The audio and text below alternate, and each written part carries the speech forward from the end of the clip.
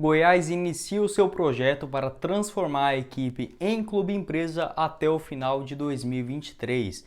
No vídeo de hoje irei explicar direitinho o que é esse negócio de clube-empresa, como estão as dívidas do Goiás, potenciais investidores, quanto que deverão tirar aí do bolso para fazer essa aquisição, caríssima do time esmeraldino.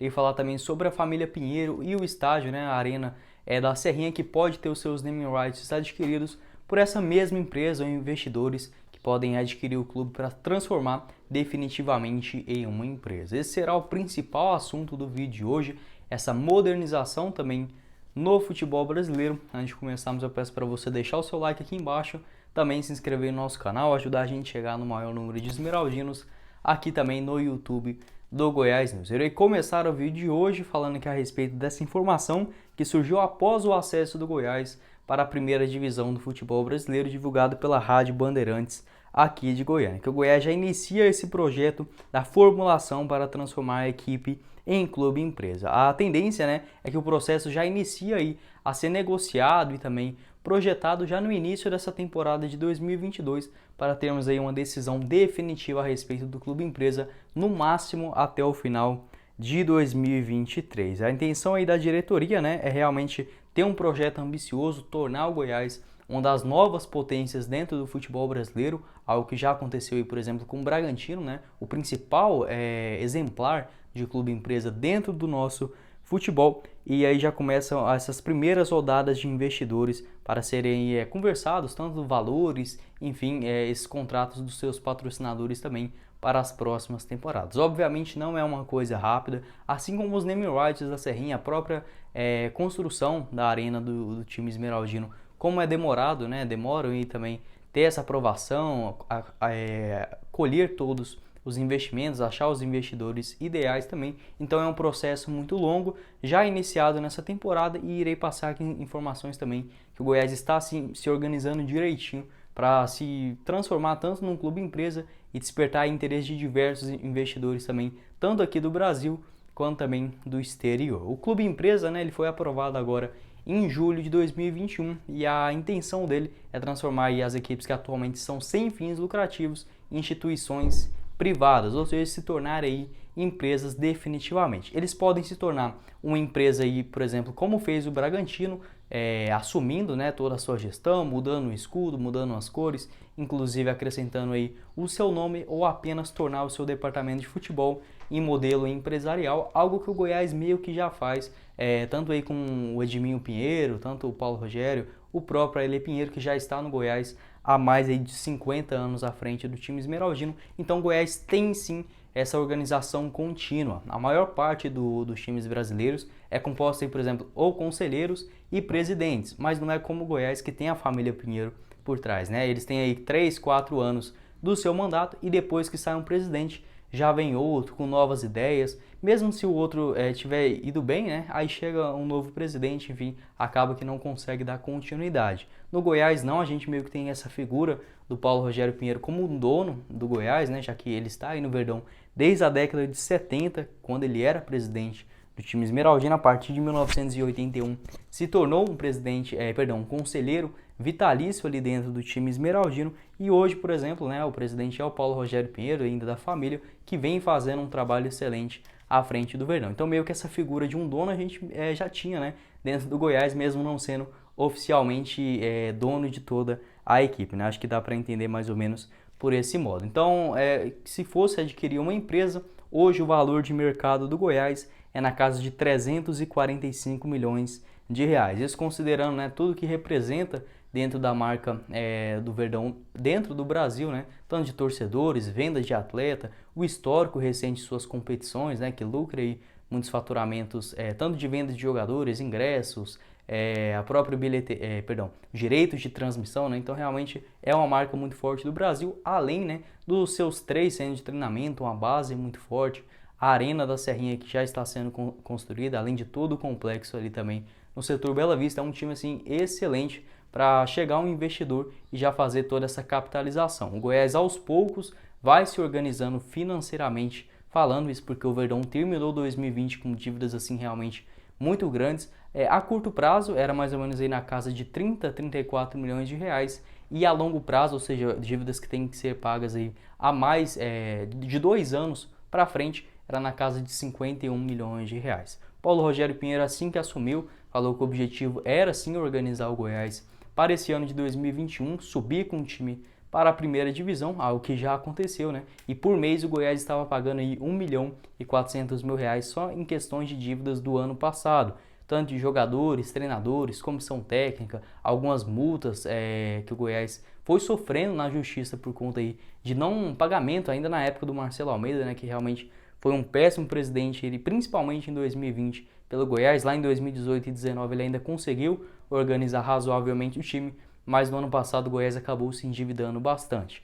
Obviamente, nem se compara, né, com as situações aí de Vasco, Cruzeiro, Botafogo, que estão em quase na casa de 1 bilhão de reais, o próprio Atlético Mineiro, nem outros times que estão assim, um pouco, mas que já é muito preocupante endividados, né, como o Bahia, o Coritiba, que deve aí cerca de 200 milhões de reais, o Santa Cruz, o Figueirense. Então o Goiás está numa situação um pouco delicada, mas muito menos complicada, e principalmente após esse ano, né? O Goiás já pagou aí quase que metade dessa dívida de curto prazo e ainda ficará para 2022 essas parcelas de 1.400.000, mas nesse ano o Goiás estava ganhando 8 milhões, por exemplo, de direito de transmissão pela Globo. No ano que vem na Série A, no mínimo será 40 e 50 milhões. Então esses 1.400.000 aí realmente fica bem tranquilo, né? Um troco aí de nada. E além das outras dívidas de longo prazo que já devem ser negociadas. Então, dessa forma, né, o clube empresa, a principal diferença que eu diria é que hoje os times não podem receber investimentos privados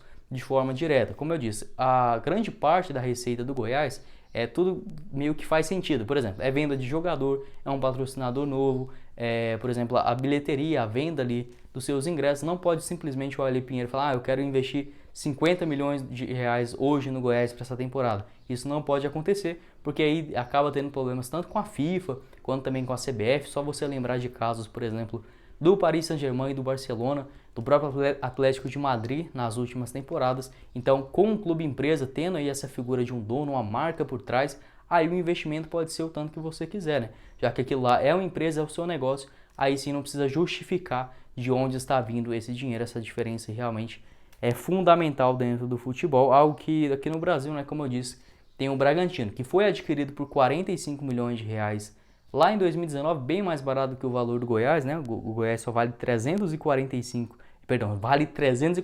milhões, né? O Bragantino foi adquirido por 45.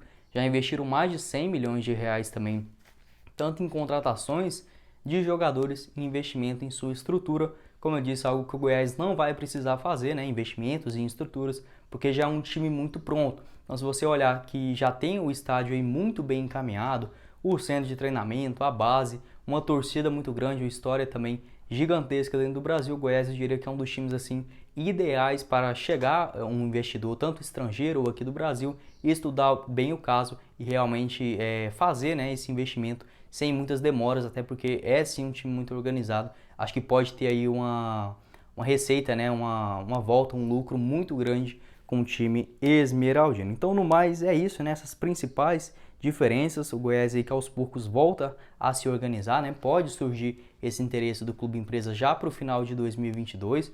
O Paulo Rogério Pinheiro quer estruturar muito bem aí o Goiás para chegar nessas rodadas de investimento e ter aí, né, um grande empresário, uns grandes fundos de investimentos para adquirir o Verdão até 2023. Eu quero saber a sua opinião, né? O que você acha, por exemplo, de mudar o escudo do Goiás ou acrescentar, né, a marca ali da empresa, o nome, as cores, ou, por exemplo, colocar uma cor a mais, tirar uma outra.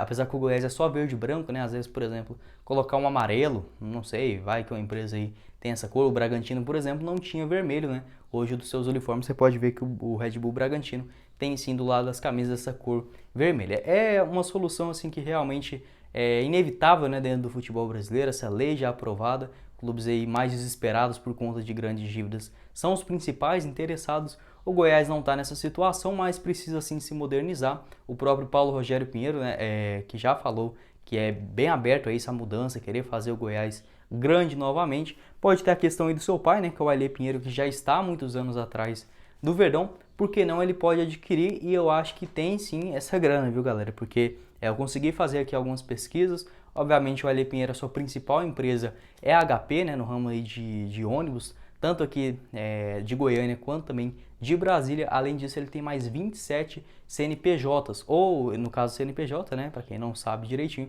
empresas abertas no seu nome ou nome de terceiros que ele é sócio. Então assim, o cara tem muito dinheiro, viu? Muita grana mesmo. Eu diria que o Paulo Rogério Pinheiro, o Alê Pinheiro, ele tem essa grana aí de 300 milhões de reais tranquilamente, viu? Pode não ter no bolso, mas por conta das suas empresas, enfim, pode ser definitivamente o dono do Goiás, caso fizer essa capitalização. Aí o que vai acontecer com esse dinheiro? Ele fica no fundo de caixa do time e aí sim, a partir desse momento, né, de aquisição total do clube, aí começam os investimentos dentro do futebol. É uma situação nova, meio complicada, às vezes até a explicação assim não fica muito claro, mas é algo que a gente vai vendo aos poucos, vai se acostumando também com novos exemplos do Brasil, e aqui no Goiás pode ser também uma nova marca, né, dentro do Centro-Oeste brasileiro. Algumas marcas aqui mesmo de Goiás que são muito grandes e quem sabe pode fazer investimentos aqui no time esmeraldino, como a JBS, que é a principal marca goiana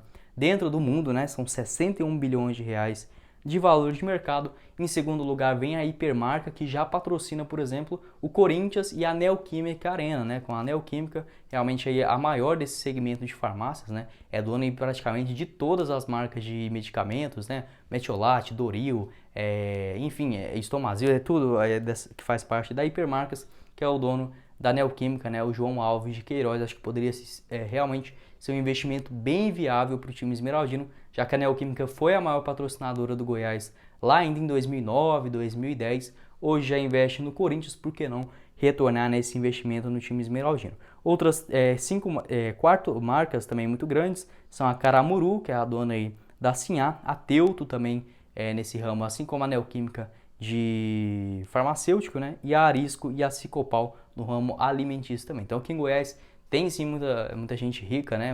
Empresas gigantescas também que podem fazer essa capitalização aqui no time esmeraldino, mas a tendência é que realmente são fundos estrangeiros ou grandes fundos aí juntos com vários empresários para fazer essa capitalização e definitivamente a compra do esmeraldino. Eu quero saber aí sua opinião, né? O que você acha a respeito de todas essas questões e um projeto que pode chegar aqui no Goiás, o Atlético Goianiense, que já se move aí no mercado também para entrar no Clube Empresa já em 2022, acho que é uma nova tendência e se for bem feito, tem tudo para dar certo aqui também no Brasil, já como é na Europa e na Ásia há muitos anos.